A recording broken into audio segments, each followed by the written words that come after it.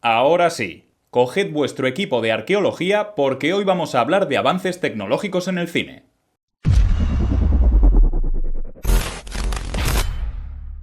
El cine es un arte que está movido principalmente por dos motores.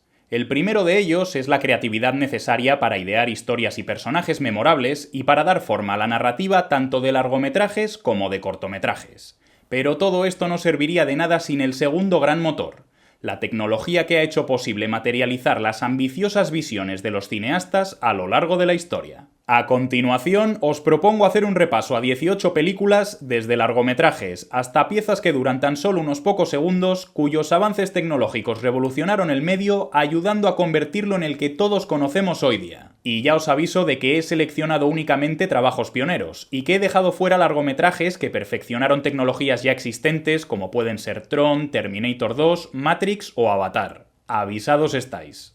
Y dicho esto, vamos a comenzar hablando del germen del cine tal y como lo concebimos hoy día. Sally Gardner at a Gallop, de 1879.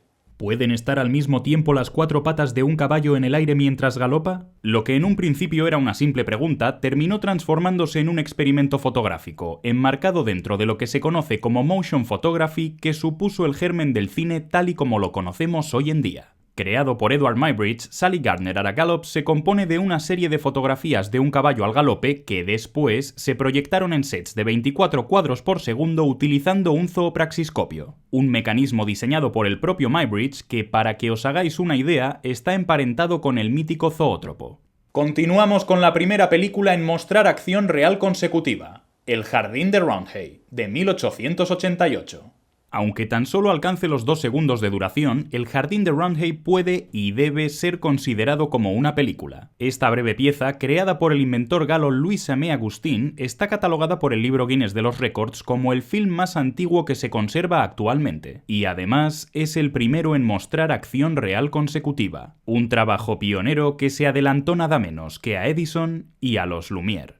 Y justo antes de terminar el siglo XIX, Camalong-Doux revolucionó el montaje, mostrando continuidad entre planos por primera vez. Este cortometraje del pionero británico Robert W. Paul nos cuenta una historia muy sencilla. Una pareja de ancianos está almorzando en el exterior de un museo, para una vez terminan su comida, seguir a unos visitantes y entrar a la exposición para verla. Lo que parece no tener demasiado misterio supuso una auténtica revolución técnica y creativa, ya que nos encontramos ante el primer uso del montaje para establecer continuidad entre planos, relacionando la acción del primero, en el que terminan atravesando la puerta del museo, y la del segundo, en el que ya están en el interior viendo las estatuas.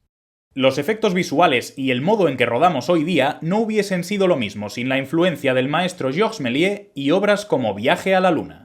Hablar de Georges Méliès es hacerlo de un auténtico revolucionario del séptimo arte, y ya no solo por esta joya titulada Viaje a la Luna, sino por toda su extensa y fascinante filmografía. La obra del legendario cineasta francés se traduce en innovaciones, tanto creativas, con el uso y perfeccionamiento de sorprendentes técnicas y efectos especiales como el stop motion o la doble exposición, como logísticas, ya que se atribuye a Méliès la construcción del primer estudio cinematográfico del mundo, levantado en su jardín aprovechando un invernadero. Se cuenta que, entre otras cosas, para evitar la proyección de las duras sombras generadas por la luz solar, el cineasta creó una serie de cortinas de papel que actuaban como difusores. Brillante. El año 1906 fue testigo del nacimiento del cine de animación con Humorous Faces of Funny Faces.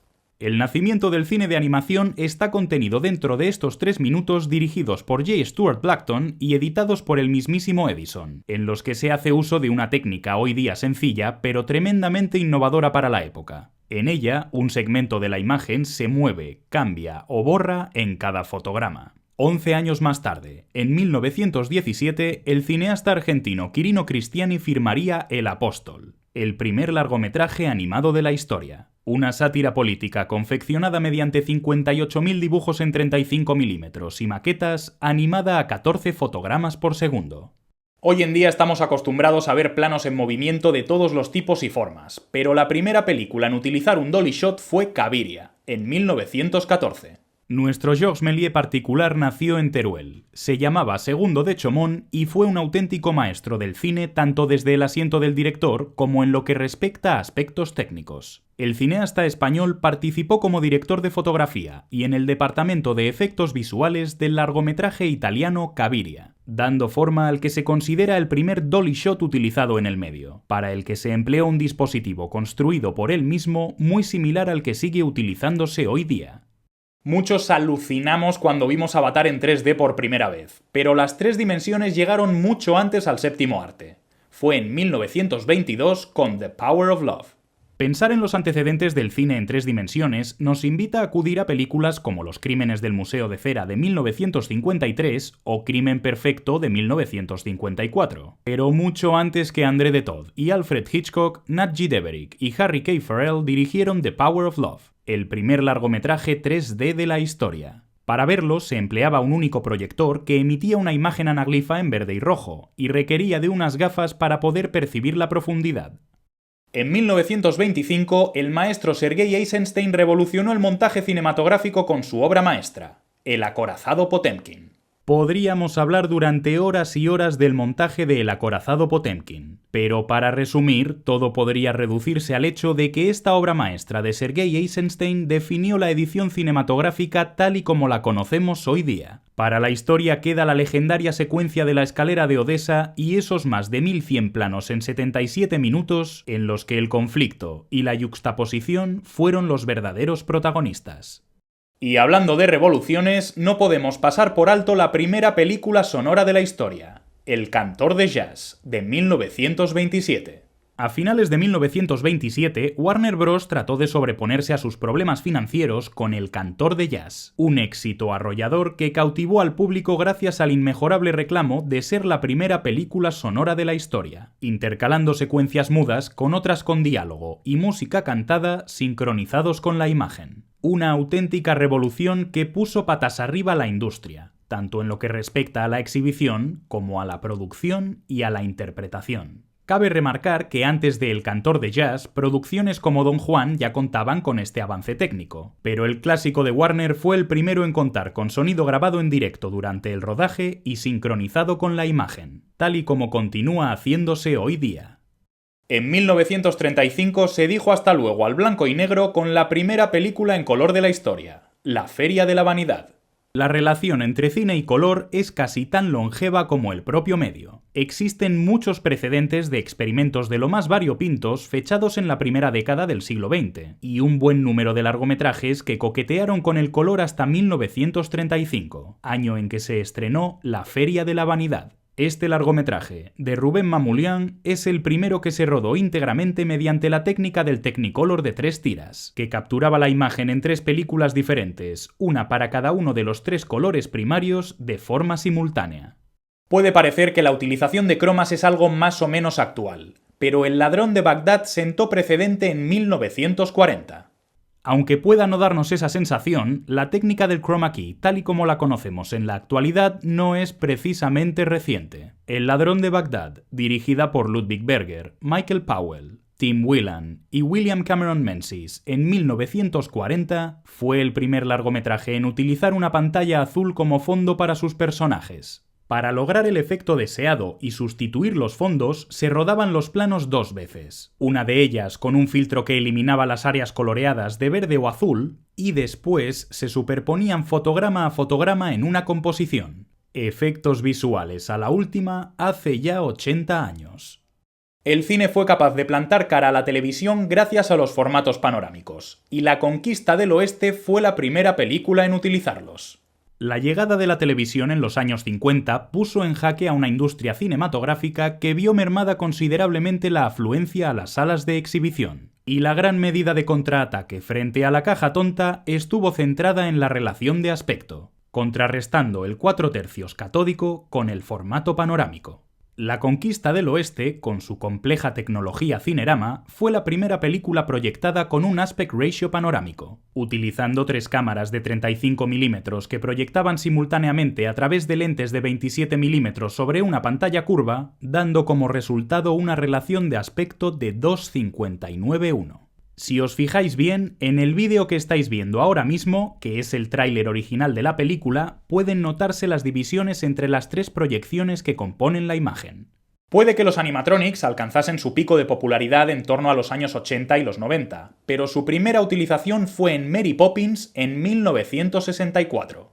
Los animatronics nos han regalado imágenes y criaturas inolvidables. Desde el aterrador escualo de tiburón al entrañable E.T., pasando por los gremlins de Joe Dante o los impresionantes dinosaurios de Parque Jurásico. Pero mucho antes de todos estos ejemplos, Mary Poppins nos presentó al primer animatronic de la historia, el entrañable pajarillo que acompañaba a la niñera interpretada por Julie Andrews mientras cantaba Spoonful of Sugar. A día de hoy no nos sorprende lo más mínimo ver películas enteras generadas con CGI. Pero la primera en utilizar imaginario generado por ordenador fue Almas de Metal, de 1973. En lo que respecta al uso de imágenes generadas por ordenador, existe cierto debate. Puede que la secuencia de títulos de crédito diseñada por Saul Bass para la Vértigo de Alfred Hitchcock fuese la primera muestra de esto en el séptimo arte. Pero fue con Almas de Metal cuando el cine miró por primera vez a su futuro, siendo esta la primera película de la historia en utilizar CGI bidimensionales con voluntad narrativa, simulando el punto de vista del androide interpretado por Jules Briner. Si antes hablábamos de Segundo de Chomón y su Dolly, ahora es el momento de hablar de la rompedora Steadicam, que se utilizó por primera vez en Esta es mi tierra. Pese a la existencia previa de algún que otro sistema estabilizador y de inventos puntuales para salir del paso, antes de la llegada de la Steadicam, la única manera de desplazar la cámara a través del set estaba ligada a la poco flexible dolly y a la habilidad y el pulso de los operadores. Pero en 1975, Garrett Brown abrió nuevos horizontes a la narrativa cinematográfica gracias a su Steadicam, que fue utilizada por primera vez en el largometraje de 1976 Esta es mi tierra. El plano secuencia que se filmó y que podéis ver ahora mismo está operado por el propio Brown, y en él la cámara desciende de una grúa para seguir a uno de los personajes del film durante un par de minutos. Otro de los efectos visuales más rompedores es el que permite integrar personajes generados por ordenador en entornos reales, y la primera película en hacerlo fue El secreto de la pirámide, de 1985. Hoy en día estamos más que acostumbrados a ver personajes digitales fotorrealistas pulular por el mundo real, integrados con mayor o menor fortuna en producciones de todo tipo. Pero el primer largometraje en enseñarnos esto fue El secreto de la pirámide de Barry Levinson. Los 30 segundos que tiene el caballero medieval de vidrio en pantalla tardaron en crearse la friolera de 6 meses, y su máximo responsable fue el mismísimo John Lasseter, uno de los pioneros del estudio animado Pixar. Casi 90 años después del nacimiento de la animación, Toy Story reinventó el medio convirtiéndose en la primera película generada al 100% por ordenador. Después de maravillar a medio mundo con cortometrajes como Luxo Jr., Teen Toy o Nick Nack, el estudio de animación Pixar dio a luz en 1995 al primer largometraje CGI de la historia. Toy Story fue dirigida por John Lasseter a lo largo de 4 años. Utilizó 300 procesadores para poder renderizar todo el film y, además de hacer gala de una narrativa excelente, nos brindó las primeras calles fotorrealistas generadas por ordenador. A partir de este momento, la animación dio un giro radical que la está llevando hasta el infinito y más allá. Y terminamos con la llegada del digital, la gran revolución que democratizó el cine y en la que fue pionera Windhorse, la primera película rodada y montada íntegramente con este tipo de tecnología. En pleno año 2020 estamos totalmente acostumbrados a largometrajes rodados con Alexas y diferentes modelos de red, pero la película que abrió la veda en esto del cine digital fue Windhorse. Dirigido por Paul Wagner, este drama ambientado en el Tíbet fue el primero en ser rodado y montado utilizando tecnología digital. Más concretamente, cámaras Sony DCRV-X1000 y DVW700WS y el software de edición Avid. Pese a todo, si tenemos que agradecerle a alguien el boom del digital es a George Lucas, ya que El ataque de los clones es considerada la primera película de una major rodada íntegramente con este tipo de tecnología. Y estos han sido los 18 avances tecnológicos que revolucionaron el cine hasta convertirlo en el que todos conocemos hoy día. ¿Cuáles creéis que fueron los más importantes y los que de verdad rompieron moldes? ¿Añadiríais algún otro título a la lista? Como siempre, contádnoslo en los comentarios y nos vemos en el próximo vídeo. ¡Adiós!